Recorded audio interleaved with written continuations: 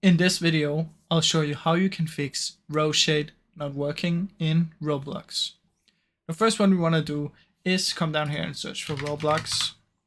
You want to find the Roblox player, right click on it, open file location, right click on it again and open file location.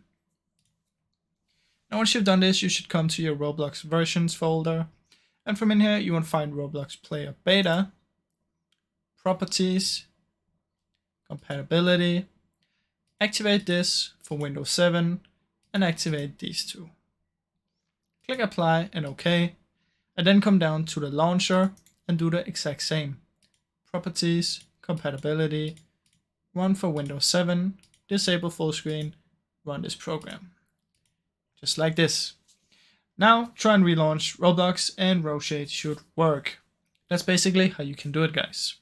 Now I really hope you enjoyed this video, and if you did, please leave a like and subscribe as it helps me out a ton. Thank you so much for watching.